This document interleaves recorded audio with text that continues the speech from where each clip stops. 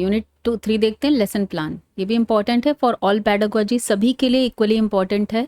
ऐसा मत सोचिए कि पेडागोजी फिजिकल साइंस लिखा है तो फिजिकल साइंस वाले ही इसको पढ़ेंगे, नहीं, मैथमेटिक्स, बायो और जो जहाँ जहाँ पे ये टॉपिक है सभी के लिए इक्वली इंपॉर्टेंट है।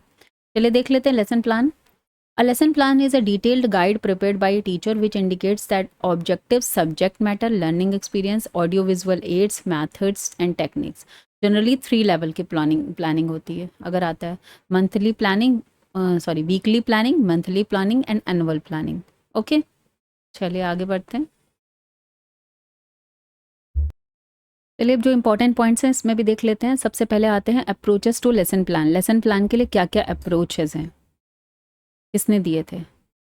देखिए, एक आता है हर्बर्ट का लेसन प्लान का अप्रोच, फिर एवेल्युएशन अप्रोच आती है जो बीएस ब्लूम की है। तो क्वेश्चन आता है बीएस ब्लूम की कौन सी अप्रोच है लेसन प्लान के लिए, तो इवेल्युएशन अप्रोच।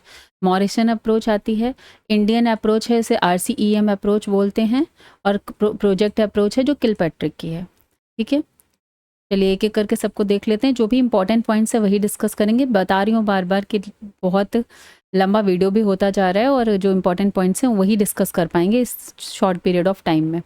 हार्बर्टियन अप्रोच बोलते हैं to lesson plan was developed by John Frederick Herbart, आप बस याद रखिए, इतना लंबा नाम याद करने की ज़रूरत ही नहीं है। एज अ टीचर सेंटर्ड, ये कैसी अप्रोच है? टीचर सेंटर्ड अप्रोच है, तो याद रखना है आपको। Structure sequence steps facilitate effective learning. इसमें टोटल कितने स्टेप्स हैं? 6 स्टेप हैं। क्वेश्चन कभी कभी स्टेप्स को लेकर भी पूछ लेते हैं, तो 6 स्टेप्स है इसमें। Preparation, presentation, association and comparison, generalization, application and recapitulation. ठीक है, तो इन स्टेप्स को एक बार आप पढ़ लीजिएगा। प्रिपरेशन मतलब to link students prior knowledge with a new lesson, introduce with new concept, step by step उसको फिर कॉन्सेप्ट बताना, फिर to help students connect the new topic with their existing knowledge, फिर कनेक्शन करना जो उनका एग्जिस्टिंग नॉलेज है उससे न्यू नॉलेज को, टॉपिक को, to help students in conclude key points and generalize concept. उसके बाद जो है उनको जो कॉन्सेप्ट आप सिखा रहे हैं उसको जनरलाइज करने का हमें हेल्प करना। ठीक है, फिर to help students conclude key points and generalise, दोनों यहाँ पर ये शायद थोड़ा सा सेम चीज़ लिख गई, नहीं, यहाँ पर होगा कि उनको अप्लाई करने पे हेल्प करना, एप्लीकेशन देखना, तो यहाँ पर वो क्या करेंगे? अप्लाई करेंगे। रिकैप्चुलाइजेशन में to check students understanding and reinforcement, उसके बाद जो है उसकी अंडरस्टैंडिंग को चेक करेंगे और जहाँ भी गड़बड़ हुआ वापस से दोबारा उनको वही सारी चीज़ें सिखाई जाएंगी, रीएनफोर्समेंट करा जाएगा। चलिए नेक्स्ट क्या है? एवेल्युएशन अप्रोच है जो बीएस ब्लूम की है, याद रखना है एवेल्युएशन अप्रोच बीएस ब्लूम। यहाँ पर क्या है? स्टेप्स कैसे होते हैं? Formulating educational objectives, expected behaviour and changes, setting learning goals. दूसरा क्या है? टीचिंग स्ट्रेटजीज एंड एक्टिविटीज, और थर्ड हो जाएगा assessment. Okay,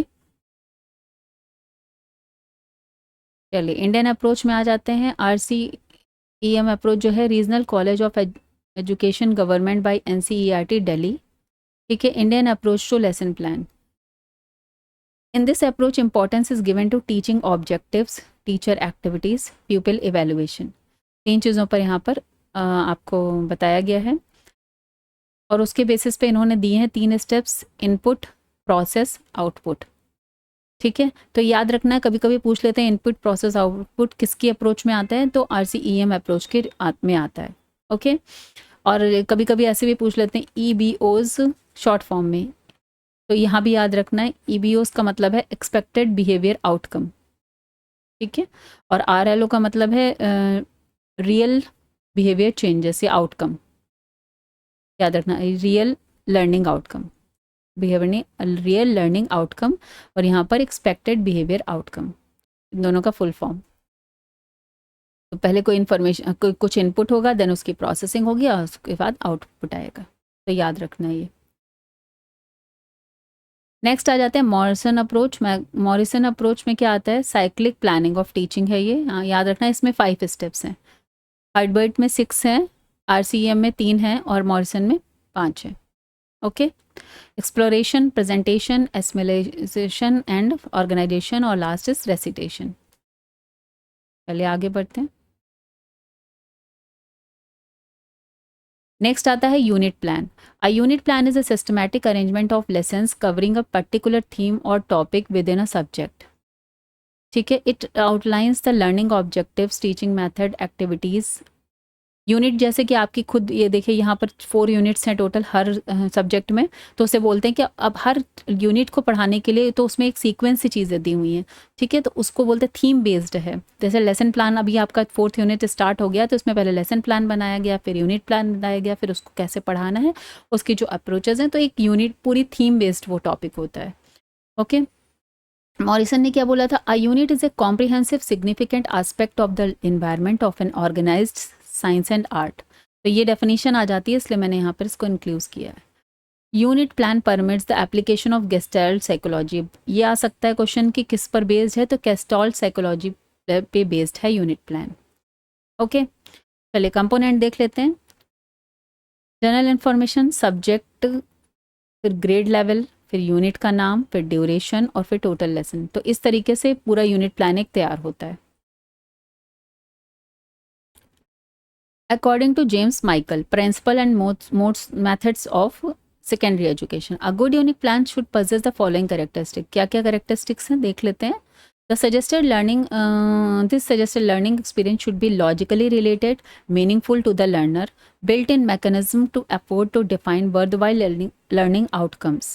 Okay. The learning experience should leave no psychological gaps in the final education outcome. चलिए, James Michael ने 2 basic types of units बताई हैं, इनको ध्यान में रखना है। According to James Michael there are 2 basic types of units, teaching unit and resource unit. A teaching unit क्या होती है? Teaching unit is one which is intended to be actually implemented by the teacher. A resource unit is one which is intended to be a general guide in assisting the teacher to enrich the teaching unit. तो clear हो गया होगा, एक teaching unit है जिसको teacher को पढ़ाना है, और रिसोर्स यूनिट क्या होती है? जहाँ से teacher as a guide, teacher के पास एक, जब भी आप टीचर जाते हैं तो उनके पास एक गाइड होती है, देखा होगा ना कि गाइड से पढ़ा रहे हैं, क्वेश्चन आंसर सब उसमें होते हैं, तो वो टीचर को इनरिच करने के लिए होती है कि टीचर को जैसे अपने आंसर्स बताने हैं तो थोड़ा गाइड से हेल्प लेके वो चीज़ बता सकते हैं। ओके, चलिए नेक्स्ट इंपॉर्टेंट पॉइंट देखते हैं, रिसोर्स प्लान पे आ जाते हैं। What is resource plan? A resource plan is simply a collection of suggested learning activities and material organized around a given topic to be used for features pre-planning. ठीक है, तो teacher जो अपने lesson plan के लिए plan बनाता है, planning करता है, तो वो रिसोर्स प्लान वहाँ पर उसको काम आता है। Collection of suggested learning activities and material. ठीक है, रिसोर्स प्लान समझ में आ गया कि वो प्लान है जहाँ पर टीचिंग कर लर्निंग के लिए, जब आप टीचिंग के लिए जा रहे हैं तो जो एक्टिविटीज़ और आपको मटेरियल लेने हैं उसको ऑर्गेनाइज वे में रिसोर्स प्लान में दिया है। वो रिसोर्स है, उसका सोर्स है जहाँ से आप हेल्प ले सकते हैं। It means resource are added to a unit plan, it is called resource plan. ठीक है, in other words we can say to provide source to the unit. यही इंपॉर्टेंट पॉइंट है, सोर्स टू द यूनिट। आप unit को plan करने के लिए भी आपको कहीं से कुछ अगर हेल्प चाहिए तो वो कहाँ से आएगी? रिसोर्स प्लान से आएगी। Which assist teacher in pre planning. जब टीचर अपनी यूनिट की प्लान करता है वहाँ पर उसको यूज़ करता है। ओके, इतना ही इंपॉर्टेंट है, आपको पता होना चाहिए what is resource plan. Next आते हैं teaching learning material. Commenting on the use of audio visual aids, that Kothari commission observe that it should needed bring out an educational revolution in the country. Audio visual aids are very important. जब भी हम बच्चे को कुछ पढ़ाते हैं तो देखना और सुनना दोनों इंपॉर्टेंट है। ठीक है, तो जैसे कि आप अभी यहाँ पे खुद पढ़ रहे हैं, और तो आप जितने ज़्यादा से ज़्यादा सेंसेस का आप यूज़ करेंगे उतनी ही टीचिंग लर्निंग जो आपका एटमॉस्फेयर है, लर्निंग आपकी स्ट्रॉन्ग होगी। सेंसेस मतलब आप या तो सिर्फ पढ़ रहे हैं, देखकर अगर आप पढ़ते हैं और सुनकर पढ़ते हैं और साथ में आप कुछ कर भी रहे हैं, तो अगर सारे सेंसेस को जितना ज़्यादा से ज़्यादा सेंसेस यूज़ करेंगे उतना ही ज़्यादा आपका लर्निंग स्ट्रॉन्ग होगी। ठीक है, it further stated that the supply of teaching aid to every school was essential for the improvement of the quality of teaching. ठीक है, the National Education Policy on 1986 and modified 1992 the laid a great stress on the using of teaching aids, especially improvised aids, to make teaching learning more effective, proof and realistic. Improvised aids का मतलब क्या होता है कि जो समझ रही एक तरह से हम कह सकते हैं DIY करके जो साइंस के मॉडल्स प्रोजेक्ट्स बनाए जाते हैं ना, उनको इम्प्रोवाइज्ड एड्स बोलते हैं। जैसे कि बाहर की जो स्पेशली रूरल एरिया में जो गांव में स्कूल्स होते हैं उसमें एकदम से मान लीजिए लैब नहीं है, कोई पर्टिकुलर उनके पास जो है सामान नहीं है, तो किस तरह से वो अपने जो अगल बगल की चीज़ें हैं उनको यूज़ करके साइंस के मॉडल्स बना के बच्चों को समझाना, उनको बोलते हैं इम्प्रोवाइज्ड एड्स। ठीक है, इस पे आगे भी क्वेश्चन आएगा, अब टॉपिक भी है पूरा, तब हम डिस्कस करेंगे थोड़ा ज़्यादा। अकॉर्डिंग टू एडगर डेल, इनको नाम को याद रखना है ये और इनकी definition. Audio visual aids are those devices by the use of which communication of ideas between persons and group in various teaching and learning situation is help those term as multi sensory material. ठीक है, definition याद रखिएगा, ये आई हुई है, that is why I have included this here. Okay, the thing which I hear I may forget, जो हम लोग सुनेंगे मे भी उसको भूल जाएं। अभी the thing which I see may I remember, हो सकता है देखें वो याद रह जाए। The thing which I do I can not forget, लेकिन जो हम करके सीखते हैं, ठीक है, वो हम नहीं भूलते हैं जल्दी जल्दी। तो ये यहाँ पर आता है, मल्टी सेंसेस का यूज़ करना बताया है। Now coming to the what are audio visual aids, इस पे बहुत क्वेश्चंस आते हैं, इस पे भी। Audio visual aids are teaching tools that use both sound, audio, sight, visual to enhance learning and communication. ठीक है, these includes videos, presentations, models, charts, projectors and digital media. Okay, clear हो गया होगा, में कुछ भी ऐसा नहीं है जो ना समझ में आए। नीड तो सबको पता ही है, फिर भी मैंने यहाँ पर देखिए जो ये नोट्स बहुत ब्रॉड बनाए थे कि आपको एक एक चीज़ समझ में आए अगर आप अच्छे से उसको पढ़ रहे हैं। ठीक है, तो नीड्स हमें सबको पता है, आप जनरल टर्म में समझ जाएंगे। Now coming to the importance of audio visual aids, again better concept clarity होती है, save time and effort, enhance creativity, develops critical thinking, increase motivation, are useful in special education and adaptable to various subjects. Clear? चलिए आगे बढ़ते हैं। अब audio visual, हाँ ये कभी कभी आ जाता है कि what are the principle for to make audio visual, जो ये हम एड्स बनाते हैं इसमें प्रिंसिपल क्या यूज होता है? Principle of preparation, principle of selection, principle of presentation, principle of response and principle of physical control. तो ये याद रख लीजिएगा, थोड़ा सा दिमाग में रखिएगा कि इनमें से अगर कुछ भी आता है पूछ लेता है तो आपको आना चाहिए, ऐसा नहीं होना चाहिए कि पढ़ा ही नहीं। नाउ करेक्टरिस्टिक्स क्या होनी चाहिए? पोर्टेबल होना चाहिए, इजी होना चाहिए, मोटिवेट करने वाला होना चाहिए, मीनिंगफुल एंड पर्पसफुल होना चाहिए, है ना, एक्यूरेट ट्रुथफुल होना चाहिए, रियल और सिंपल होना चाहिए, चीप भी होना चाहिए, इजीली अवेलेबल होना चाहिए, इम्प्रोवाइज्ड हो सकता है, visible and according to local needs. ठीक है, तो चलिए आगे बढ़ते हैं। Example of audio visual mainly 3 types के होते हैं। क्वेश्चन आता है कितने टाइप की टीचिंग लर्निंग मटेरियल होते हैं, ये भी क्वेश्चन आया हुआ है, तो 3 टाइप्स के होते हैं। कुछ audio aids, video aids, sorry visual aids या वीडियो एड्स बोल सकते हैं, और ऑडियो विजुअल एड्स। ठीक है, 3 टाइप के होते हैं। ऑडियोज़ में क्या क्या आएगा? Radio, podcast, voice recording, lectures, language laboratories, gramophone, tape recorder. Visuals में क्या आ जाएगा? Picture diagrams, chart, flash cards, model, chalk board, ये सब तो चीज़ें ईजी हैं। Panel board, bulletin, magnetic boards, pictures. Okay, clear? तो ये सारी आप समझ लेंगे। और ऑडियो विजुअल दोनों में लिए, video, animation, presentation, documentaries, computer, television, sound film, जो जो जो अभी आप इस क्लास को पढ़ रहे हैं ये भी ऑडियो विजुअल एड का ही एग्जाम्पल है। ओके, चलिए आगे बढ़ते हैं। कुछ यहाँ टर्मोलॉजीज मैंने हाईलाइट करके लिखी हैं, बहुत इंपॉर्टेंट है, क्वेश्चंस आए हुए हैं तभी लिखे हुए हैं, तो इनको मिस मत करिएगा जिन्होंने नोट्स परचेज कर लिए हैं। Overhead projector is a popular teaching tool. Its primary function is to project a still image, either teacher, students, or commercial made into a plate vertical surface like a wall. ठीक है, overhead projector के बारे में question आ जाता है। LCD panels, liquid crystal panel, पहले बात तो इसका ये फुल फॉर्म है, are an inexpensive way to project computer images as to a screen. It provides the text graphics while OHP provides the light and shine through the panel to project the image on the screen. फिर projector से तो हम लोग project करते हैं ना image, आपको projector के बारे में तो आइडिया होगा ही। और LCD पैनल्स क्या होते हैं? डायरेक्टली हमें टेक्स्ट और ग्राफिक्स उसमें दिखाई पड़ते हैं। मैजिक लैंटर्न्स क्या होता है? इसके बारे में भी क्वेश्चन आया हुआ है। Is an early type of image projector, ये पहले के ज़माने में यूज़ होता था, अब नहीं यूज़ होता है। Use to display screen on a screen या वॉल पे यूज़ करते हैं ना, बड़े से वॉल को, सफ़ेद वॉल पे बड़ा सा पर्दा लगा के ऐसे यूज़ करते थे। ठीक है, वो मैजिक लैंटर्न होता था। It is was widely use in education before the invention of modern projectors. तो ये आपको पता होना चाहिए। चलिए आगे देख लेते हैं अदर टाइप्स ऑफ क्लासिफिकेशन। एक और टाइप का क्लासिफिकेशन है projected aids, non projected aids and activity aids. ठीक है, तो इस पे भी क्वेश्चन अगर आ जाता है तो आपको पता होना चाहिए, दिमाग में होना चाहिए। प्रोजेक्टेड में क्या होता है, film strip projection, colour slides, slide projectors, epidiascope भी प्रोजेक्टर में ही आता है, ओपेक प्रोजेक्टर और ओवरहेड प्रोजेक्टर। ठीक है, ग्राफिक एड्स में क्या आता है, कार्टून, चार्ट्स, ये नॉन प्रोजेक्टेड एड्स हैं। ग्राफिक, कार्टून, चार्ट्स, डायग्राम्स, ये इसमें प्रोजेक्शन नहीं हो रहा है, डायरेक्ट डिस्प्ले होता है। ठीक है, एक्टिविटी एड्स में क्या आता है, close circuit, television, computer assisted instructions जो हैं, या ड्रामेटिक्स है, डिमॉन्स्ट्रेशन है, एक्सपेरिमेंट्स हैं, प्रोजेक्ट्स हैं, या एक्सकर्शन या फील्ड ट्रिप्स पे ले जाना, कंप्यूटर से जो इंस्ट्रक्शंस करवाना।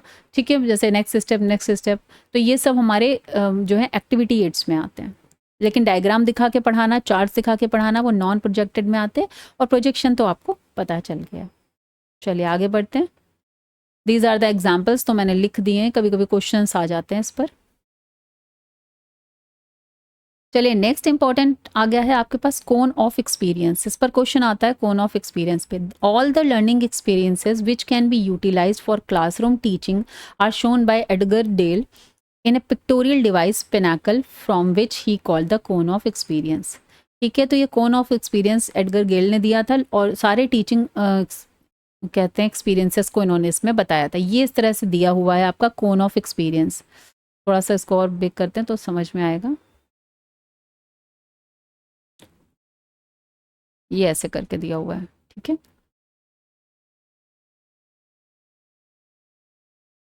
यहाँ पे नीचे देखेंगे ऐसे करके, इफेक्टिव टू टीचिंग एड। यहाँ पर क्या है, स्टार्टिंग से सिर्फ बोलकर पढ़ाना, वर्ड। ठीक है, फिर नॉन प्रोजेक्टेड मतलब चार्ट्स देना, डिस्प्ले बोर्ड्स यहाँ पर आ जाते हैं। फिर प्रोजेक्शन के थ्रू पढ़ाना, स्लाइड प्रोजेक्शन, 3 डायमेंशनल या कलर स्लाइड्स के थ्रू फिल्म स्ट्रक्चर। लास्ट में मॉडर्न वाले हमारे आ जाते हैं, डेमोन्स्ट्रेशन, टीवी, एक्सपेरिमेंट्स कराना, इंडिविजुअल चार्ट, प्रोजेक्ट और एक्सकर्शन या फील्ड्स। ठीक है, तो इनके जो इनका एकदम आप कह सकते हैं ये ऐसा है, हायरार्किकल है, लेकिन ये लोअर लेवल्स हैं और ये अपर लेवल है। कौन, ये उल्टा कौन है, आप ये देख लीजिए, कौन ऐसा होना चाहिए। ठीक है, तो यहाँ पर हायर लेवल है और यहाँ पर लोअर लेवल है। तो स्टार्टिंग में बोल बोल के पढ़ाया जाता था, फिर नॉन प्रोजेक्टेड आए, फिर मॉडल्स आ गए, फिर उसके बाद प्रोजेक्टेड एड आ गए, फिर फिल्म एचपीज आ गए, और लास्ट में मोशन। तो कभी कभी पूछ सकते हैं कि ये किस लेवल पर है, ये वाले जो हैं आपके डिमॉन्स्ट्रेशन, टीवी, एक्सपेरिमेंट से किस लेवल पर, तो हायर लेवल पर है। ठीक है, वर्ड्स से के थ्रू या कलर्ड पिक्चर्स के थ्रू ड्रॉ करके पढ़ाना, वो सब लोअर लेवल पे आता है। तो आपको ये सीक्वेंस याद रखना है, वर्ड, नॉन प्रोजेक्टेड, फिर प्रोजेक्टेड, देन ये आपके डायरेक्ट एक्सपीरियंस वाले मॉडर्न एड्स। ओके, चलिए आगे बढ़ते हैं।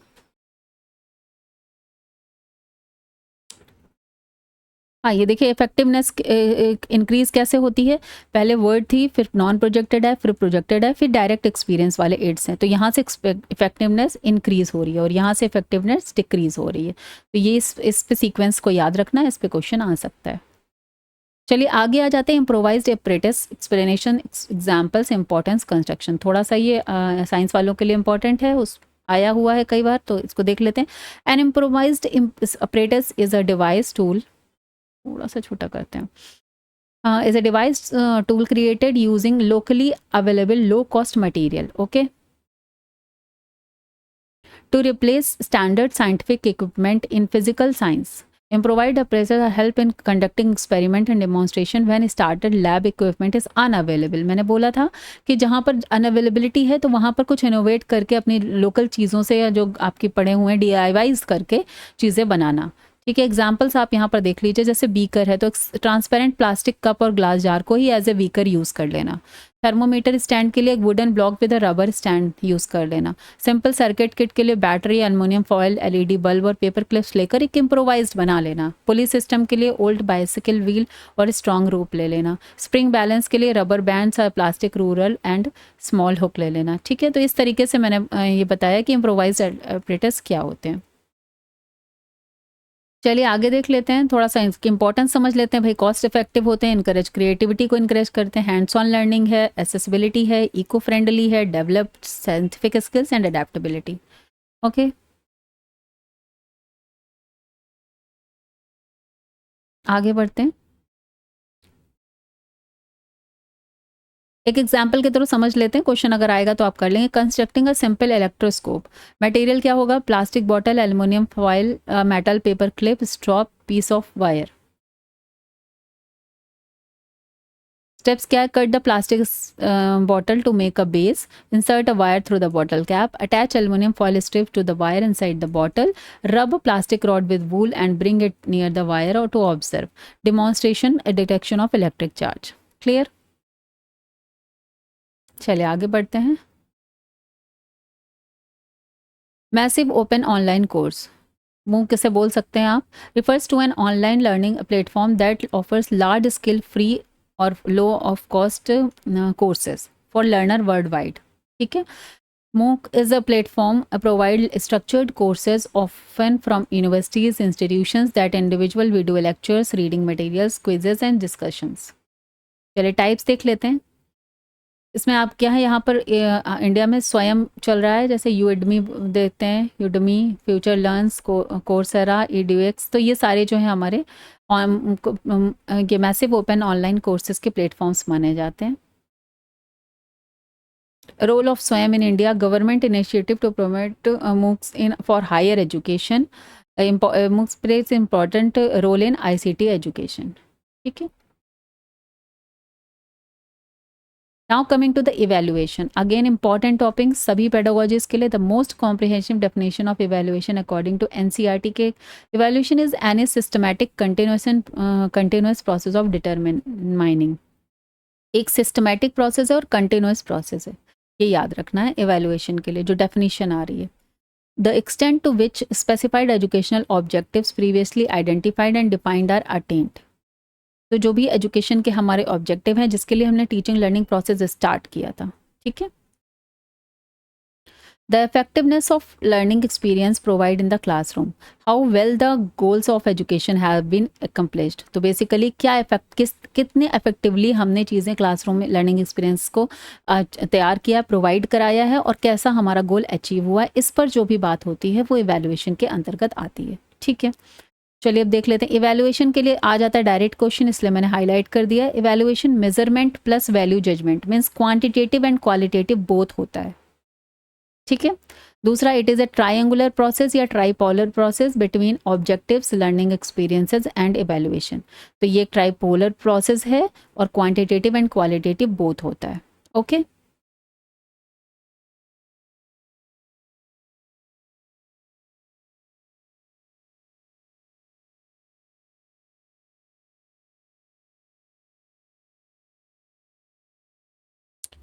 चलिए देख लेते हैं characteristics. Systematic and continuous, objective and reliable, comprehensive, diagnostic, flexible and adaptable, goal oriented and use of multiple tools.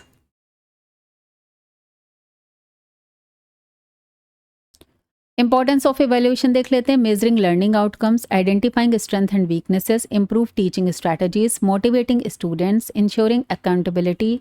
I hope ये सब चीज़ें एकदम जनरल हैं, इसलिए मैं डायरेक्ट पढ़ती जा रही हूँ। गाइडिंग करियर डेवलपमेंट, इन सब चीज़ों के लिए इवैल्यूएशन इंपॉर्टेंट है।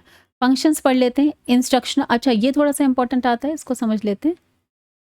फंक्शंस कैसे होते हैं? Instructional function, diagnostic function, predictive function, motivational function, selection function and guidance function.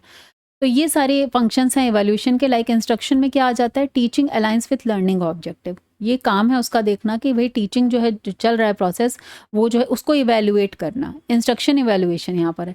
Diagnostic का मतलब होता है लर्निंग गैप्स क्या है, क्या बच्चे को क्या चीज़ समझ में नहीं आ रही, कहाँ उसको प्रॉब्लम हो रही है, कहाँ उसका गैप हो रहा है, फिर उसके अकॉर्डिंग रेमेडियल या उसको टीचिंग देना। प्रिडिक्टिव का मतलब help in forecasting students future performance. Also evaluation से पता चलता है कि बच्चा कहाँ पे जा रहा है, किस लेवल पे सीख रहा है, और वो आगे में कौन सी ले सकता है, किस तरफ अपना करियर बना सकता है। Motivational function, encourage student to work harder, improve. हमारा इवैल्यूएशन ये चेक होता है कि जो टीचिंग लर्निंग प्रोसेस है वो ऐसा है कि बच्चा उससे मोटिवेटेड है, ऐसा तो नहीं बच्चा को इंटरेस्ट ही नहीं आ रहा है और हम अपनी टीचिंग कर रहे हैं। ठीक है। Selection function, assistant students placement for higher education and job opportunities. ये भी चेक करा जाता है कि जो भी टीचिंग लर्निंग प्रोसेस चल रहा है वो कहाँ जाके यूज़फुल हो रहा है, हायर एजुकेशन के लिए है या जॉब अपॉर्चुनिटीज़ के लिए। Okay, and the last is guidance function, help students in choosing appropriate learning path. अब आ जाते हैं meaning of evaluation. It is a systematic process of assessing, measuring and interpreting students learning outcome and teaching effectiveness. ठीक है, ये discussed हो गया already. Process of evaluation, इस पे देख लेते हैं। कभी कभी स्टेप्स पूछ लेते हैं या कौन सा पहला स्टेप है वो भी पूछ सकते हैं। Selection and formulation of objective, क्या ऑब्जेक्टिव है सबसे पहले तो उसको ही देखा जाता है। फिर defining objective in term of behavioural change, क्योंकि मॉडिफिकेशन ऑफ बिहेवियर ही टीचिंग का जो प्रोसेस है उसको माना जाता है। Selection of tools and techniques of evaluation, उसके बाद किस टूल्स और टेक्निक्स से इवैल्यूएशन किया जाएगा। फिर use of tools and techniques and making result, उसके बाद यूज़ करना। और लास्ट में इंटरप्रिटेशन एंड जनरलाइजेशन, उसके बाद फीडबैक, जो सारे एक तरह से निष्कर्ष निकालना। ओके, चलिए अब बेसिकली जो मेन आपका आता है जिस पे क्वेश्चन आना ही आना है वो देख लेते हैं। Types of evaluation based on purpose. सबसे पहला है डायग्नोस्टिक इवैल्यूएशन। डायग्नोस्टिक इवैल्यूएशन का मतलब है कि बच्चा को सिखाने के बाद आप वो कहाँ पे जा रहा है, क्या सीख रहा है, उसका समझना, उसको डायग्नोस करना। फिर उसके अकॉर्डिंग हमें समझ में आता है कि बच्चे की क्या स्ट्रेंथ है और क्या वीकनेस है, और अगर वो वीक है किसी उसमें तो उसके लिए रेमेडियल टीचिंग करना। तो डायग्नोस्टिक इवैल्यूएशन होगा। दूसरा हो गया फॉर्मेटिव इवैल्यूएशन। क्वेश्चन आता ही आता है फॉर्मेटिव असेसमेंट क्या होता है या समेटेटिव असेसमेंट क्या होता है। तो फॉर्मेटिव असेसमेंट होता है ongoing assessment during the learning process. जो भी हमारा पूरे साल की लर्निंग चलती है उसमें बीच बीच में जो टेस्ट होते हैं उनको हम लोग फॉर्मेटिव असेसमेंट बोलते हैं। ठीक है, असाइनमेंट होना, क्लास डिस्कशन होना, टेस्ट होना, ये सारी चीज़ें, इसके बेसिस पर फीडबैक दिया जाता है बच्चों को। ठीक है, continuous feedback to student and teacher. अगर आपने कुछ क्विजेज अच्छे से नहीं सॉल्व किए, असाइनमेंट नहीं किया, तो टीचर उसके according time to time PTM में पेरेंट्स को इन्फॉर्म करता है। बट समेटिव एवेल्यूशन क्या होता है? Conduct at the end of like unit term and course. पूरा जब साल या तो हाफ ईयरली में बताया जाएगा या थर्ड में होते हैं, यूनिट टेस्ट में कंडक्ट होते हैं, तो वो समेटिव होता है। या एकदम कोर्स खत्म होकर लास्ट में जो फाइनल रिजल्ट मिलता है उसको समेटिव एवेल्यूशन बोलते हैं। Okay, overall achievement and learning outcomes के बारे में बताता है। तो final exam, projects, standardize test, terms exam, half yearly और एनुअल। कोई दिक्कत नहीं होगी, चीज़ें समझ में आ गई हैं।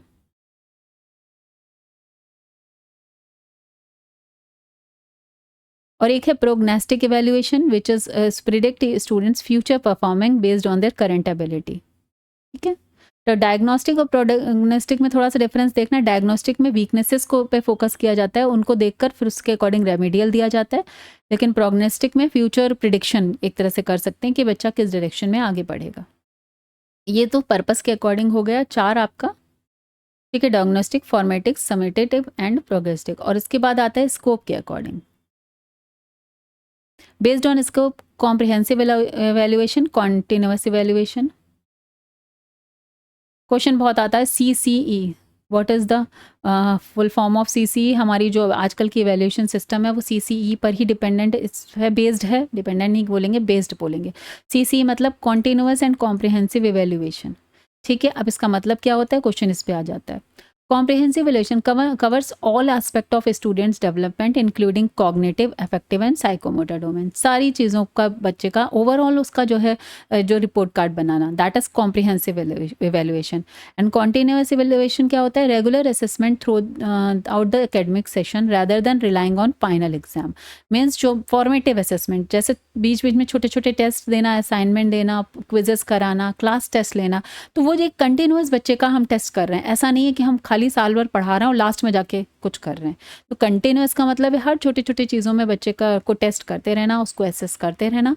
और कॉम्प्रिहेंसिव का है मतलब ओवरऑल पूरा development, affective, cognitive, psychomotor domain के बारे में बात करना। ओके,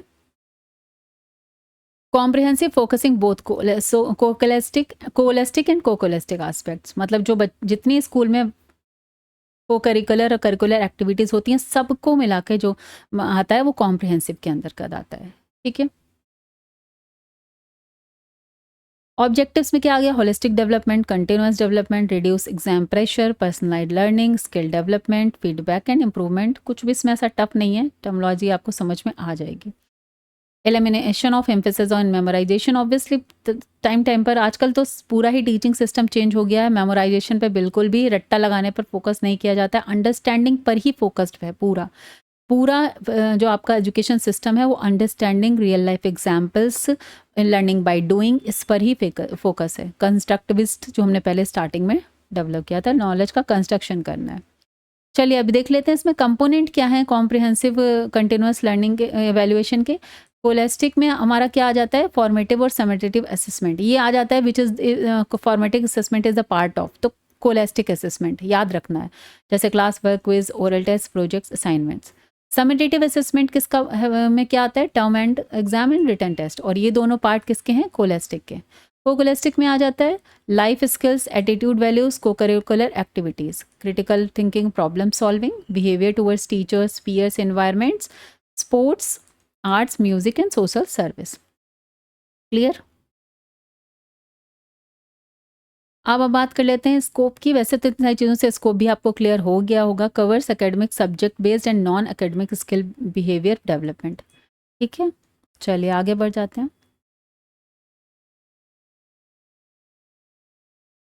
अब बात कर लेते हैं ग्रेडिंग सिस्टम इन एजुकेशन जो है ये हमारा, ये भी इंपॉर्टेंट टॉपिक है, थोड़ा इसको समझ लेते हैं।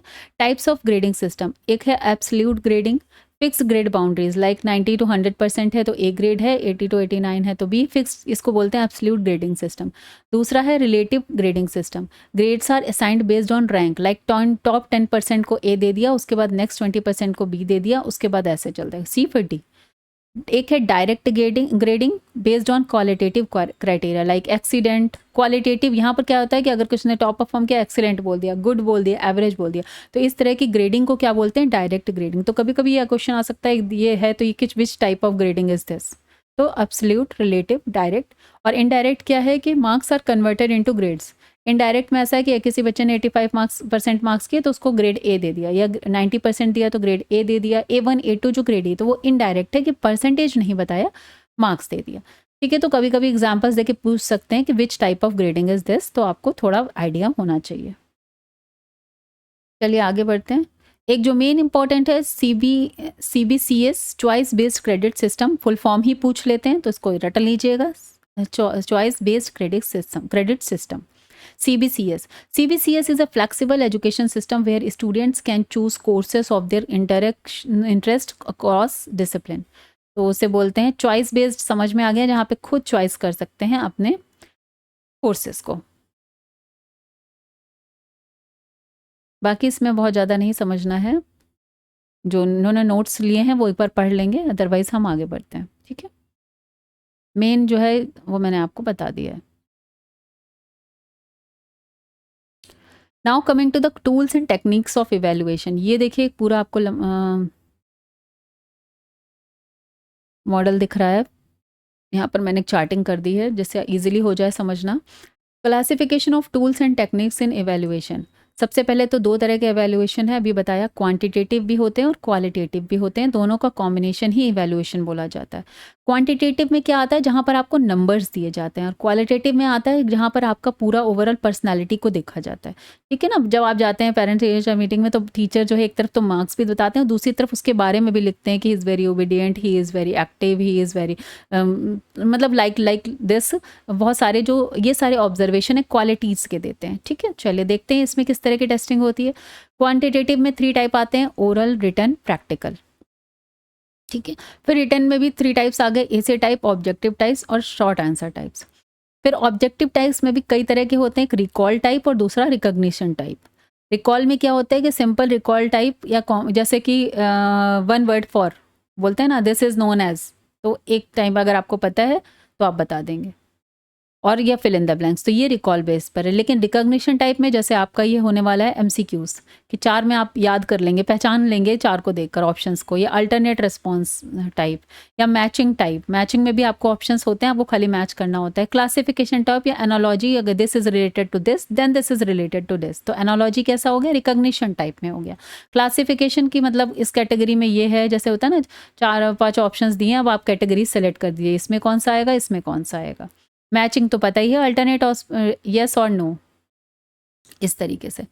ठीक है, तो ये यहाँ पर आ गया, क्वांटिटेटिव हमने डिस्कस कर लिया। Now coming to the qualitative, observe करके क्वालिटी देखी जाती है, एनेक्डोटल रिकॉर्ड्स में देखी जाती है, चेकलिस्ट देखी जाती है कि बच्चा ये कर रहा है, इंटरव्यू के थ्रू, कम्युलेटिव रिकॉर्ड्स के through, rating skills, question answer. तो आपको ये नाम याद रखने हैं, ये किस में आता है, पूछा जाता है। तो these are the qualitative techniques evaluation की, और दीज आर द क्वांटिटेटिव, और इसमें अंदर भी पूछ लेते हैं, वो भी आगे थोड़ा हम डिस्कस कर लेते हैं। चलिए ओरल टेक्निक्स, ओरल ये मैं बहुत डिस्कस नहीं करूँगी, पता ही है ओरली जब आप क्वेश्चन आंसर्स वगैरह देखते हैं लोअर लेवल पर यूज़ होती हैं। प्रैक्टिकल टेक्निक्स जहाँ पर प्रैक्टिकल करके बच्चे को सिखाया जाता है तो साइकोमोटर ऑब्जेक्टिव्स के लिए यूज़ होती हैं। रिटन टेक्निक्स पता ही है, ऐसे टाइप लिखना ऑब्जेक्टिव और शॉर्ट आंसर्स, जैसा कि आपका जो सेमेस्टर 1 और 3 होता है वो आपका ऐसे टाइप हो गया और अभी वाला आपका ऑब्जेक्टिव टाइप हो गया। ओके, और उसमें दोनों ही आते हैं लॉन्ग एंड शॉर्ट, तो आप ऐसे टाइप और शॉर्ट आंसर दोनों को सेमेस्टर 1 के एग्जाम्स में इंक्लूड कर सकते हैं। चलिए अब यहाँ पर ये थोड़ा देख लेते हैं क्योंकि कभी कभी इस तरह के देकर पूछ लेते हैं क्या एडवांटेज है।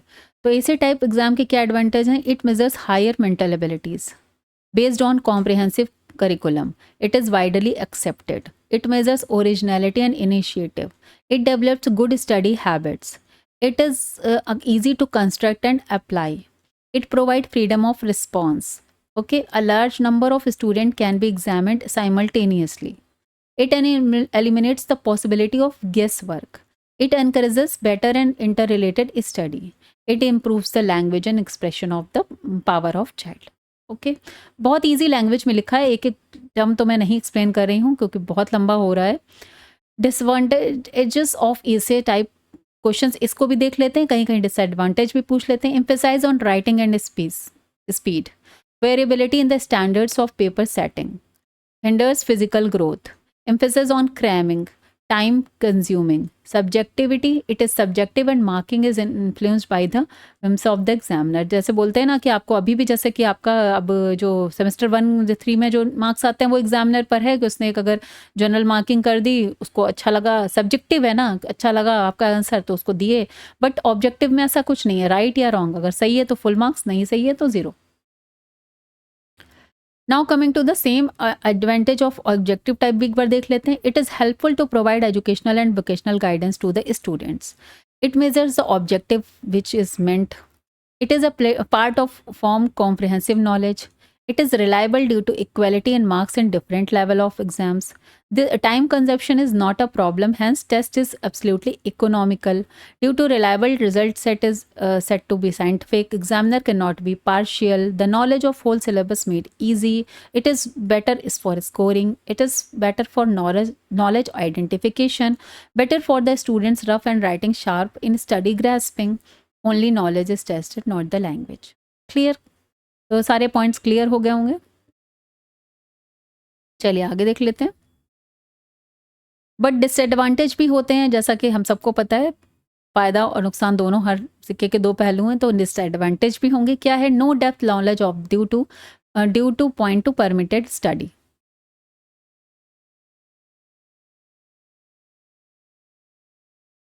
चलिए, imagination, reasoning power also falls down. ठीक है, complete reliable assessment is not possible, dropping in style and writing, only marks gaining because become a question creeping new ideas in totally distorted capabilities, talents of students can not be identified due to mechanical process of students mind, measurement of higher mental process is not possible. तो clear. Short answer types तो सभी को पता है। In this type of test short questions are set to which printed answers have to given the to the children. Okay, उसमें ऐसा कुछ नहीं है जो हम बताएं डिस्कस करना हो। आगे बढ़ते हैं। नाउ ये थोड़े से डिस्कस करने वाले पॉइंट हैं, देख लेते हैं क्वालिटेटिव टेक्निक्स के बारे में। Observation, teacher observes students behaviour, participation, understanding during classroom. ठीक है। नेक्स्ट सेकेंड नंबर है चेकलिस्ट। चेकलिस्ट क्या होती है? A tool where teacher track students progress based on pre defined criteria such as participation, homework completion, skill mastery. तो किस चीज़ में उसने पार्टिसिपेट किया या नहीं किया, अगर किया तो टिक कर दिया उसने, होमवर्क कंप्लीट किया तो टिक कर दिया उसने। ठीक है, तो इस पे से बोलते हैं चेकलिस्ट। जैसे कि एग्जाम्पल भी मैंने यहाँ पर लिखा हुआ है, checklist example, homework submitted tick, participates in class tick, following student tick. तो ये भी एक चेकलिस्ट का ऑप्शन है। नेक्स्ट आता है anecdotal record, a descriptive record of student behaviour, learning process and incident noted by teacher at a particular time. ठीक है, ये पूछे जाते हैं, इसलिए मैं इसको थोड़ा सा डिस्कस कर रही हूँ। एग्जाम्पल के थ्रू मैं आपको समझा देती हूँ। एनेक्टेडोटल रिकॉर्ड का मतलब क्या है? एग्जाम्पल देख लेते हैं। A teacher notices that a student Aditya struggle with reading in front of the class but excel in writing work. The teacher record this is an anecdotal record, उसने लिख लिया। On March 25 Aditya hesitated while reading aloud in class, he appeared nervous but was able to complete his work correctly on paper। ठीक है, तो इस तरह के जो एक पर्टिकुलर टाइम के कुछ रिकॉर्ड लिख लेना, that is anecdotal record. Now आते हैं रेटिंग स्किल्स पर। A numerical and descriptive skill use to assess student skills, attitudes और परफॉर्मेंस, रेट करना। ठीक है, चलिए यहाँ पे इसको भी एग्जाम्पल से समझ लेते हैं। जैसे कि clarity of speech excellent, confidence good. तो इस तरह से ये जो इसमें देना क्राइटेरिया बना के रेटिंग कर देना, दैट इज रेटिंग स्किल बोलते हैं उसको। इंटरव्यू तो सभी को पता है, 1-to-1 और group discussion method where teacher ask student questions to assess learning, motivation and attitude. Okay, चलिए आगे बढ़ते हैं। कम्युलेटिव रिकॉर्ड भी इंपॉर्टेंट है। A comprehensive record of students academic, behavioural and extra curricular progressive, जो लास्ट में आपको रिकॉर्ड दिया जाता है या रिपोर्ट कार्ड मिलता है, वो कम्युलेटिव रिकॉर्ड में आता है। एग्जाम्पल देख लेते हैं। Student progress file while yearly report, behaviour records and achievements. Raj improved from 60% in math, 80% this, he has shown consistent progress in science but need more important support in English। इस तरह से एक example के through मैंने समझाया है आपको। तो पूरा जो रिकॉर्ड बन के लास्ट में आता है। के बाद आता है क्वेश्चन आयर। क्वेश्चन आयर जैसे समझ में आ रहा है, क्वेश्चंस पूछ के, structured set of questions use to collect feedback from students and teachers and parents. ये भी एक मेथड होता है।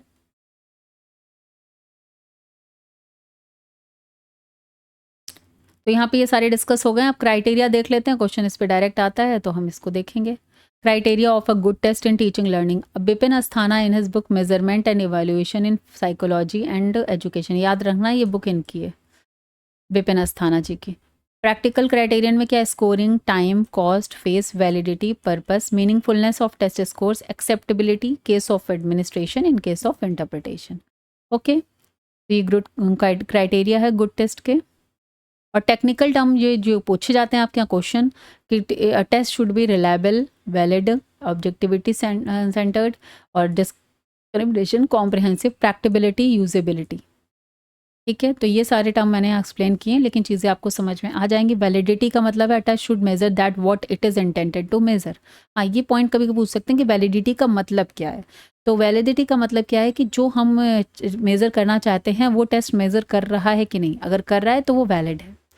रिलायबिलिटी का मतलब क्या है? Test should provide consistent result when given to the same group under similar conditions.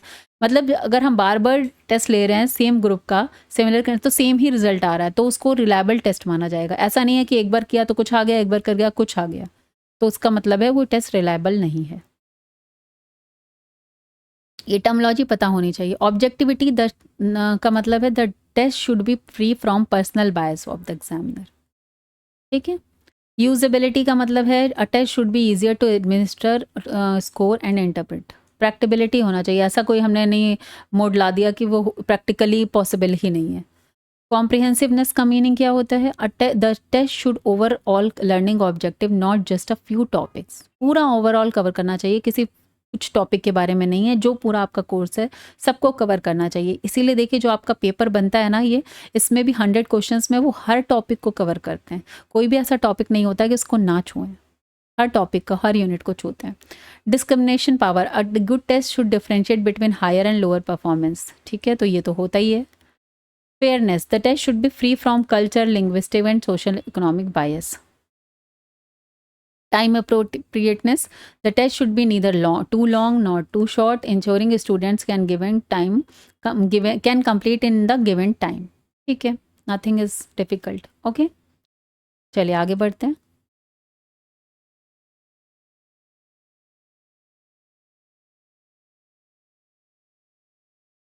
अब आ जाते हैं मेजरमेंट पर।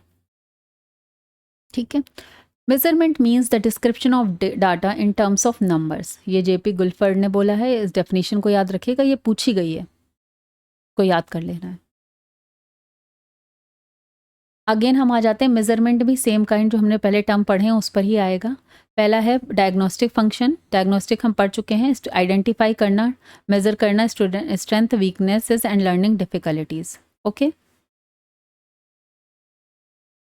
प्रिडिक्टिव फंक्शंस में क्या है? प्रिडिक्शन करना excuse me, prediction help future forecast future student, predict करना। प्रोग्नोस्टिक फंक्शन में क्या आता है? Prognosis refers to planning future educational strategies based on measurement result. उसमें प्रिडिक्शन में क्या है? प्रिडिक्ट करना होता है, और यहाँ पर क्या होता है कि बेस्ड ऑन मेजरमेंट रिजल्ट जो है बताना कि what is the planning, there should be planning for future education. अब यहाँ पर जो ये स्केल्स हैं इनको तो देख लीजिएगा, इस पे क्वेश्चन आता ही आता है। स्केल ऑफ मेजरमेंट सबसे पहले है नॉमिनल स्केल। नॉमिनल स्केल्स का मतलब क्या है? A skill that categorize data without a specific order, बिना किसी स्पेसिफिक ऑर्डर के सीधे डेटा को कैटेगराइज कर देना। लाइक टाइप्स ऑफ लर्नर, हमने कैटेगरी बना ली, विजुअल, ऑडिटरी, काइनेस्थेटिक, ठीक है। या सब्जेक्ट में साइंस वाले अलग कर दिए, आर्ट्स वाले अलग कर दिए, कॉमर्स वाले अलग कर दिए। तो एक क्लासिफिकेशन किया है based on the category, quality कह सकते हैं, या किसी भी एक उस पर, तो उसे बोलते हैं हम लोग नॉमिनल स्केल। ऑर्डिनल स्केल पर आ जाते हैं। ऑर्डिनल स्केल क्या है? रैंकिंग देना किसी को, जैसे फर्स्ट पोजीशन। अच्छा, ये यहाँ पे याद रखिए, first is important, second, third, fourth, तो ये क्या है? स्टूडेंट की रैंकिंग देना।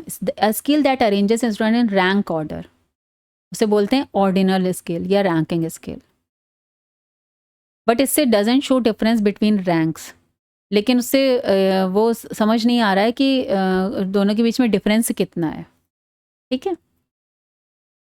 इंटरवल स्केल का क्या मतलब है? A scale where the difference between scores is equal but there is no absolute zero. Example से समझ लेते हैं। A student is scoring 80 and another scoring 90, the difference of marks is 10 is meaningful, ठीक है। Useful in grading and standardize testing. But IQ scores में क्या? Student with IQ 130 is higher than IQ 120, but IQ 0 doesn't mean. तो इस तरह जो interval जहाँ पे नो ट्रू जीरो है, जीरो IQ तो किसी की नहीं हो सकती ना, ये एग्जाम्पल के थ्रू मैंने इसीलिए समझाया आपको, ठीक है। तो वो वहाँ पर आएगा हमारा इंटरवल स्केल, जहाँ पर नो एब्सोल्यूट जीरो होता है। तो यहाँ पर क्या लिखा है? Can't measure absolute absence of knowledge,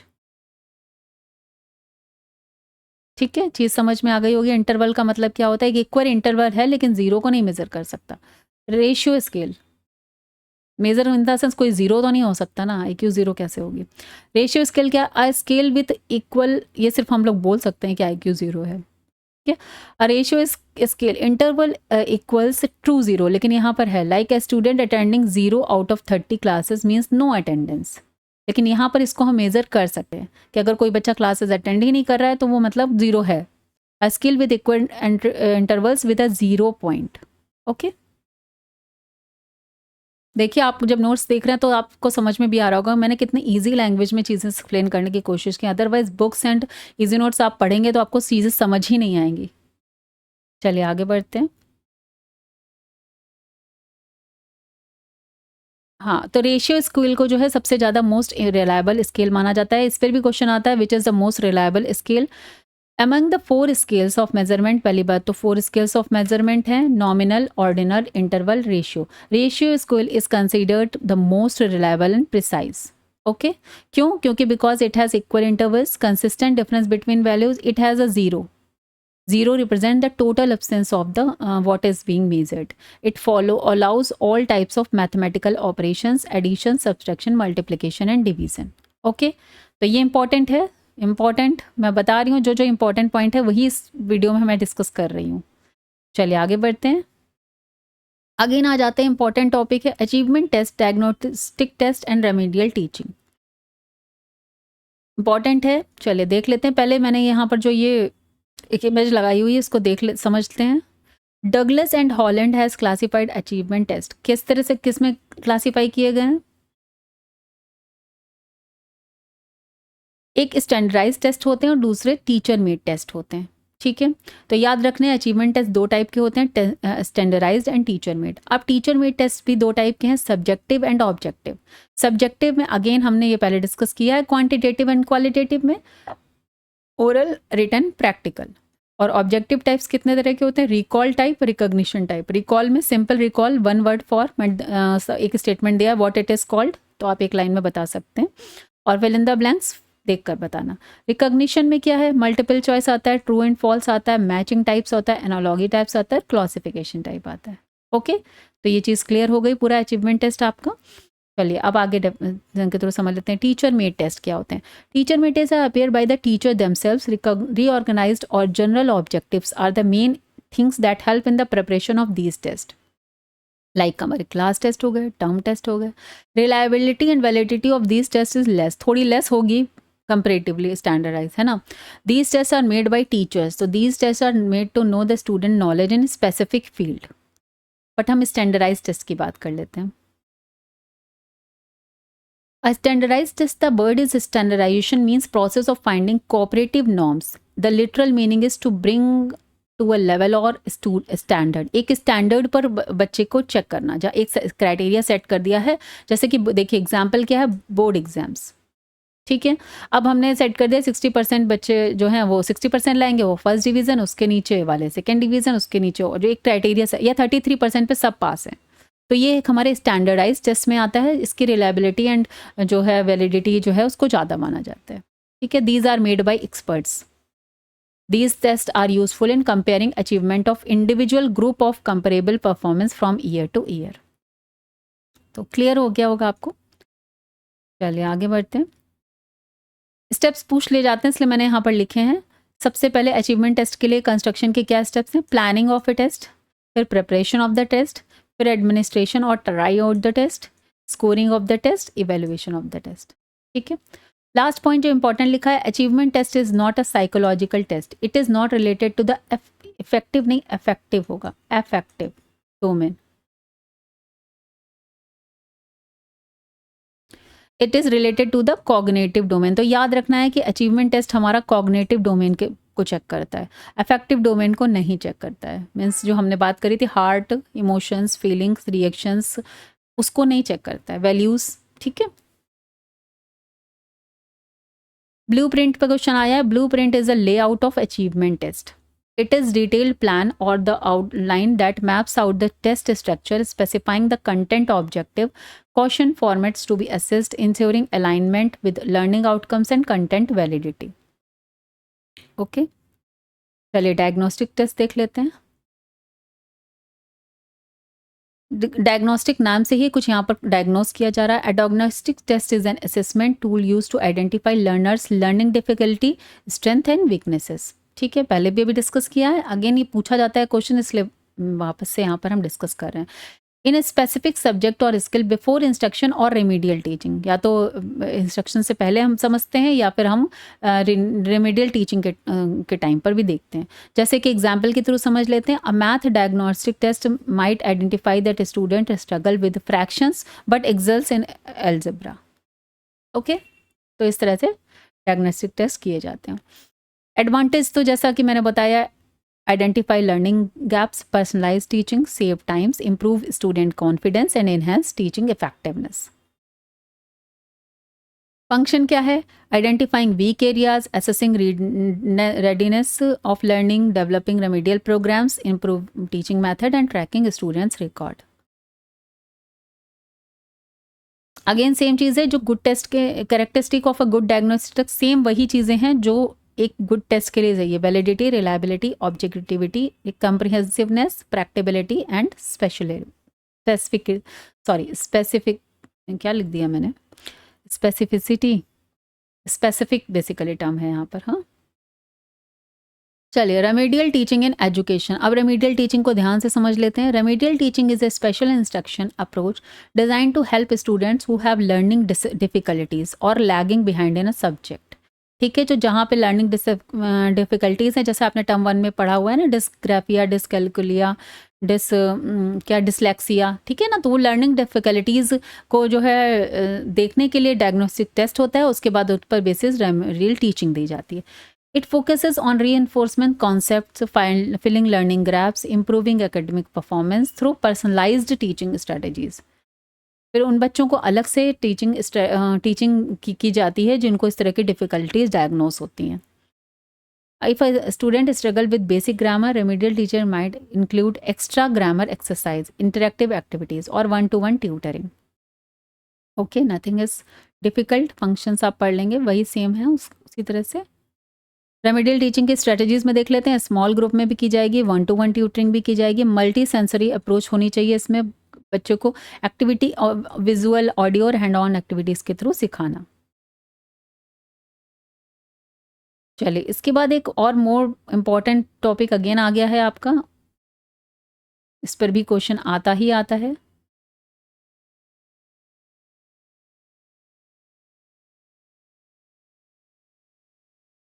CRT and NRT test, ठीक है, अच्छे से समझ लीजिए, इस पे भी क्वेश्चन आता है। CRT means Criterion Referenced Test. A criterion reference test is an assessment that measures a student's performance against a specific standard or learning objective rather than comparing it to others. तो यहाँ पर क्या होता है, other से comparison नहीं होता, आपका खुद से ही एक तरह से आप मान सकते हैं कंपटीशन है। जैसे कि example, in a school test student get 33% pass, तो अगर जिसने भी 33% लिया वो पास हो गया, एक क्राइटेरिया सेट हो गया, तो उसे बोलते हैं क्राइटेरियन रेफरेंस टेस्ट, CRT, जहाँ पर एक क्राइटेरिया टेस्ट सेट कर दिया गया है, ठीक है। Use measures mastery of a subject, use for diagnostic and remedial teaching, helps in curriculum development and certification and license. Like अभी आपको बीएड की डिग्री मिल जाएगी जैसे ही आप पास हो जाएंगे, सीटेट है, ठीक है, उसमें भी एक क्राइटेरिया है कि 90 लाया तो उसके बाद ऊपर आप सीटेट क्वालिफाइड माने जाएंगे, तो वो क्राइटेरिया बेस्ड टेस्ट है। दूसरा आता है normed reference test. Norm reference test का मतलब NRT है। A norm reference test is designed to compare a student's performance with other by ranking them relation to a larger group. अब यहाँ पर रैंकिंग की जाती है। The score is based on how individual compares to others in their age group, ठीक है।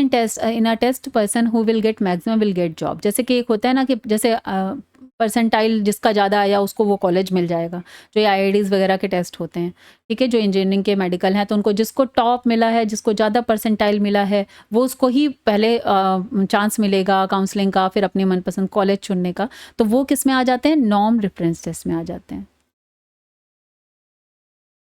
चलिए आगे बढ़ते हैं। यहाँ पे आपकी यूनिट 3 कंप्लीट हो गई है। Now coming to the last unit, unit 4 curriculum, ठीक है।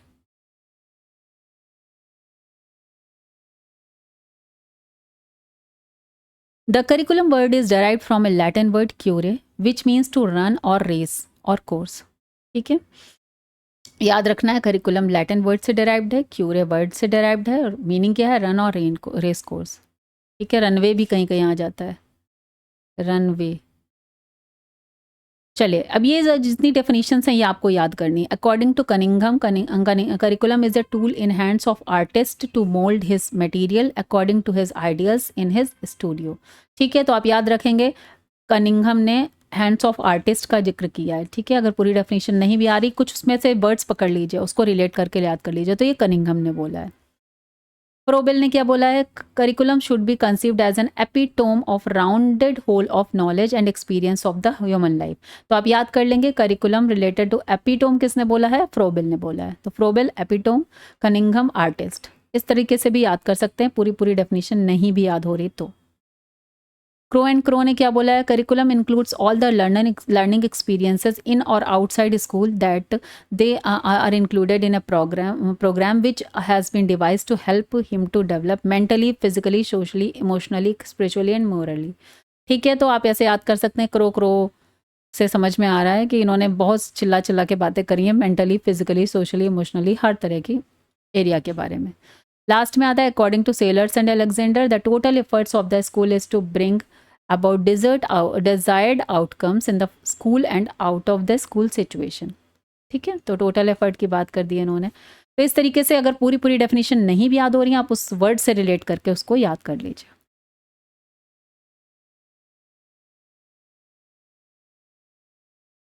Purpose of curriculum. Curriculum provides a structured framework for learning, ensuring students gain knowledge and skills, ठीक है।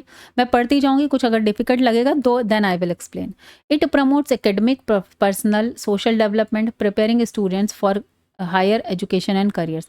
अच्छा, करिकुलम टर्म तो मैं डिस्क्राइब कर देती हूँ। करिकुलम का मतलब होता है whatever you are learning in the classroom, sorry classroom नहीं, पूरे स्कूल। जैसे ही बच्चा स्कूल में इंटर करता है तो करिकुलम के अंदर उसकी क्या क्या आ जाएगा करिकुलम में, उसकी करिकुलर एक्टिविटीज़ मतलब उसका जो सिलेबस है, सिलेबस तो आएगा ही, और साथ में जितनी भी वो को करिकुलर एक्टिविटीज़ कर रहा है,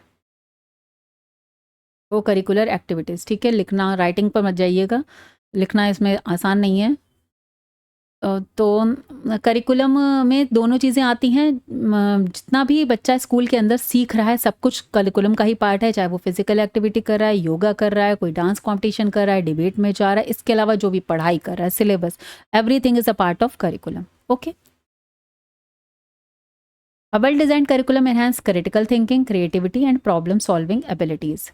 It aligns education with national goals, ensuring students contribute to society and economic growth. Principle of curriculum construction: child-centeredness, flexibility, continuity and progression, utility and practicability, cultural and social relevance, balance, integration, psychological consideration, evaluation and feedback, comprehensiveness. Scientific and technological advancement and principle of correlation. ठीक है, तो ये सारी चीज़ें समझ में आ गई होंगी, बहुत इजी है। प्रिंसिपल ऑफ कोरिलेशन कंस्ट्रक्शन, हाँ, लेकिन यहाँ से क्वेश्चन आया है कि which is not a principle of correlation construction, तो थोड़ा ध्यान से समझ लेगा। करिकुलम कंस्ट्रक्शन के लिए कौन सा प्रिंसिपल है? तो चाइल्ड सेंटर्डनेस होना चाहिए, फ्लेक्सिबल होना चाहिए, कंटिन्यूटी प्रोग्रेशन होना चाहिए, यूटिलिटी एंड प्रैक्टिबिलिटी होनी चाहिए, प्रैक्टिकली होना चाहिए, practicality, okay, culture and social relevance होना चाहिए, बैलेंस और इंटीग्रेशन होना चाहिए, साइकोलॉजिकल कंस्ट्रक्शन कंसीडरेशन होना चाहिए। जिनके पास नोट्स हैं वो उसको एक बार पढ़ लेंगे क्योंकि क्वेश्चन आया है इसमें। अब आ जाते हैं types of curriculum.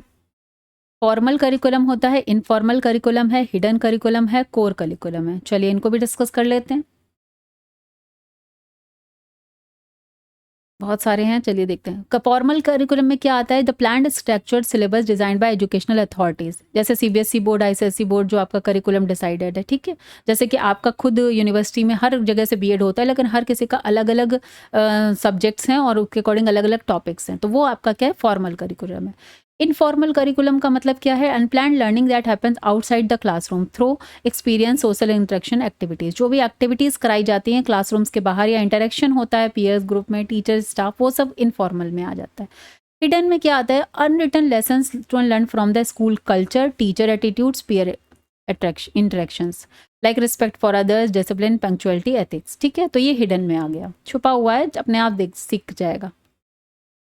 Core curriculum में क्या होता है? Common set of subjects that all students must study to ensure a strong foundation, like language. जो हमारा मेन करिकुलम होता है, सब्जेक्ट्स होते हैं, लैंग्वेज पढ़ना है बच्चे को, मैथ पढ़ना है, साइंस पढ़ना है, सोशल स्टडीज़ पढ़ना है, तो ये क्या है? कोर करिकुलम है।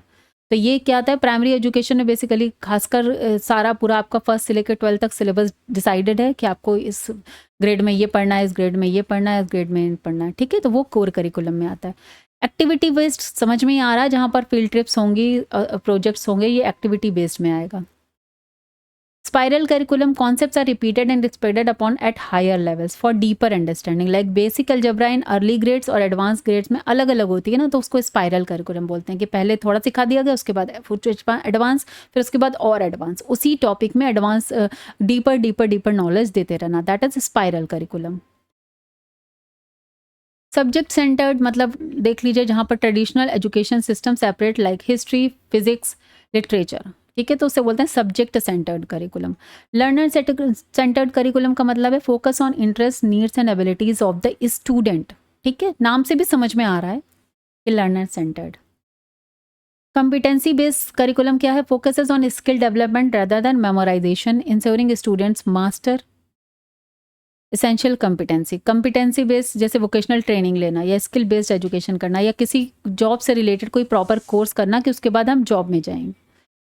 इंटीग्रेटेड करिकुलम क्या होता है? Combine different subject to create a holistic understanding of topic. Integrate करने like teaching history, geography together और अंडर सोशल साइंस। तो सोशल साइंस में क्या है? हिस्ट्री भी है, ज्योग्राफी भी है, सिविक्स भी है, तीनों कंबाइंड इंटीग्रेट करा हुआ है। ठीक है, चलिए आगे बढ़ते हैं। Principle according to secondary education, ये थोड़ा पढ़ लीजिएगा, क्वेश्चन पूछ लेते हैं। सेकेंडरी एजुकेशन के अकॉर्डिंग क्या प्रिंसिपल हैं? करिकुलम में, principle of variety, principle of flexibility and elasticity, principle related to proper utilization of leisure time, curriculum should be correlated with life, it should be based on diversified activities, it should be according to the needs of society. ठीक है, चलिए आगे बढ़ जाते हैं.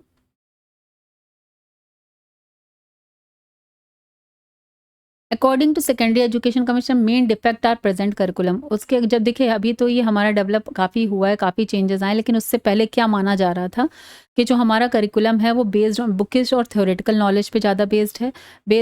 It is not based on satisfaction of need of a student, it is exam based, it is not related with daily life of a student. That is why अब NEP 2020 आई है. ये सारे चेंजेस उसमें किए जा रहे हैं धीमे धीमे. हर चीज़ को बच्चे के डेली लाइफ से रिलेट करके पढ़ाना, थ्योरेटिकल नॉलेज पे ज़्यादा फोकस अब नहीं किया जा रहा है. बहुत सारे एजुकेशन सिस्टम में चेंजेस आए हैं, लेकिन ये सेकेंडरी एजुकेशन कमीशन जो 1952 में आया था ये उसकी बात है. तो उन्होंने क्या डिफेक्ट निकाला था. ओके चलिए आ जाते हैं नेक्स्ट. अब देखिए यहाँ पर मैंने स्टार्टिंग में डिस्कस किया सिलेबस और करिकुलम में क्या डिफरेंस है, इस पर बात कर लेते हैं. सिलेबस वही है, detailed outline of the topic to be covered in a subject. ठीक है, जबकि ये क्या है, ये ब्रॉडर फॉर्म होता है. Syllabus, teaching method, activities, assessment, everything limited to a particular subject, और ये कवर्स इंटायर एजुकेशनल प्रोग्राम. ठीक है, इतना इंपॉर्टेंट है, बाकी सब इसी से रिलेटेड है, आपको चीज़ें समझ में आ जाएंगी. सिलेबस का मतलब क्या है, what to study, specific subject and short term. और करिकुलम का मतलब है what, how and why. Clear. Next देख लेते हैं बेसिस ऑफ करिकुलम कंस्ट्रक्शन. कि करिकुलम कंस्ट्रक्शन जो हमारे यहाँ एडमिनिस्ट्रेटर्स हैं या जो करिकुलम बनाते हैं उनका बेसिस क्या होता है, कंस्ट्रक्शन क्यों कर रहे हैं, किस बेसिस पे करते हैं. तो यहाँ पर हम देखेंगे बेसिस 4 तरीके के हैं. एक तो साइकोलॉजिकल बेसिस है, sorry philosophical basis, psychological basis, sociological basis, psychological and scientific. ये 4 तरीके के बेसिस लेकर करिकुलम को कंस्ट्रक्ट किया जाता है. और फिलोसफिकल में भी कौन से हैं, realism, idealism, naturalism and pragmatism. ये आपने पढ़ा है. Excuse me. The author of the book named curriculum process is the BK wheeler. तो ये बुक किसने लिखी है, BK व्हीलर ने लिखी है, करिकुलम प्रोसेस. ओके, ये याद रखना है, क्वेश्चन डायरेक्ट आया है. Laboratory setting for physical sciences.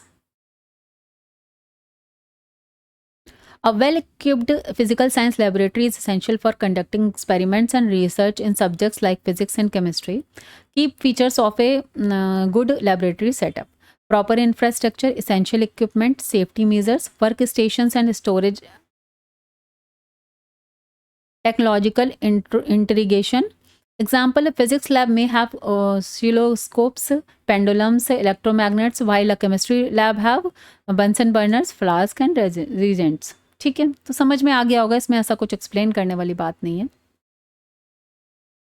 Importance of physical science laboratory in education: enhance practical learning, develops scientific skills, encourages inquiry and innovation, bridge theory with real life, improves retention and understanding, prepares for higher studies and careers. ठीक है, तो physical science laboratory में का education में क्या role है कि practical learning को बेसिकली और साइंटिफिक लर्निंग को, रियल लाइफ लर्निंग को प्रमोट करती है.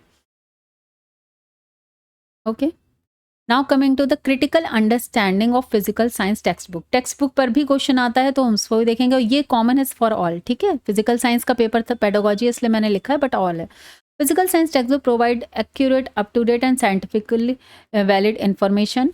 अ language should be clear, precise, definitions and explanations suited for the learners level. भाई जिस ग्रेड का लर्नर है उसी ग्रेड की डेफिनेशन और एक्सप्लेनेशंस होने चाहिए.